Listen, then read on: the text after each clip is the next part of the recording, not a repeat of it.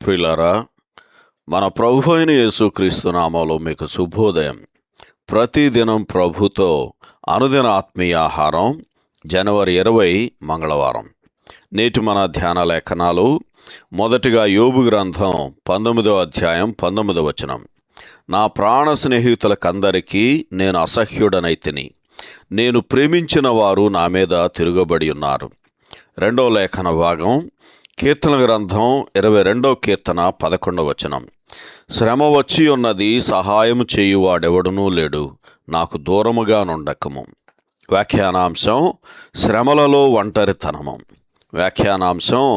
శ్రమలలో ఒంటరితనము. వ్యాఖ్యానం: యోబు స్నేహితుడైన బిల్దదు మీరెంతసేపు అని ప్రశ్నించగా, ఎన్నాళ్ళు మీరు నన్ను బాధింతురు అని యోబు ఆక్రోశంతో జవాబిచ్చుచున్నాడు. వాస్తవానికి ఇది ఇద్దరు చెవిటివారి మధ్య సంభాషణ వలె ఉంది. వారిలో ప్రతి ఒక్కడు తన సొంత ఆలోచనలను ఆధారం చేసుకునేవాడు ఎంతసేపైనా మాట్లాడుతూనే ఉండవచ్చు. ఒక వ్యాఖ్యానంలో చెప్పబడినట్లు, ఏ హేతువు లేకుండానే దేవుడు తనకు వ్యతిరేకంగా ఉన్నాడని యోబు తలంచుచున్నాడు. అయితే అతని స్నేహితులు ఒక ప్రత్యేక కారణము చేతనే దేవుడు యోబునకు వ్యతిరేకముగా ఉన్నాడని తలంచుచున్నారు. వాస్తవానికి వారి ఆలోచనలన్నీ తప్పు.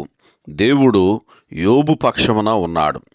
విలాపవాక్యములు 3వ అధ్యాయం 1వ వచనం ఈ సందర్భంలో చదవండి.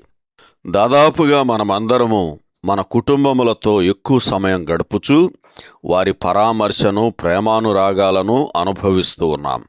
మన పరమ స్నేహితుడైన ఆయన ప్రేమానురాగాలను మరి ఎంత అనుభవించుచున్నామో గదా.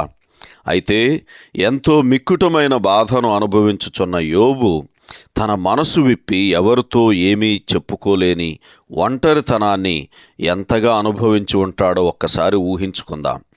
13 నుంచి 19 వచనాల్లో అతడు ప్రాముఖ్యంగా దేవుడు తనకు వ్యతిరేకముగా ఉన్నాడని తలంచినప్పటి నుండి యోబు మానసికంగా ఎంత ఒంటరితనము అనుభవించి ఉంటాడో ఈ మాటలలో గంభీరంగా ప్రతిధ్వనిస్తుంది. 11వ వచనంలో, ఆయన నా మీద తన కోపమును రగులబెట్టెను అని యోబు రోధించుచున్నాడు. అయ్యో, అలా కాదు యోబు, నీవు నేను పొందవలసిన దేవుని ఉగ్రత మన స్థానమును తీసుకొనిన మరి ఒక ఆయనపై పడింది. యేసునకు చెందినవారు ఈ ఉగ్రతను ఎన్నడూ ఎరుగరు. దేవునిచే విడనాడబడిన క్రీస్తు తన వేదనలను ఎవరితో చెప్పుకోలేని స్థితిలో ఉన్నాడు. ఆయనను అందరూ అపార్థం చేసుకున్నారు. మార్కు సువార్త 14వ అధ్యాయం 37-50 వచనాల్లో రాయబడినట్లు, తన సొంత వారు ఆయనను విడిచిపెట్టారు. శ్రమలు అనుభవించిన విషయంలో ఆయనకు సాటి అయిన వాడు ఒక్కడు కూడా లేడు. ఆయన వలె ఒంటరితనము అనుభవించిన వారెవ్వరూ లేరు. సహోదరుడు జాన్ కోక్లన్ శుభములతో వందనాలు.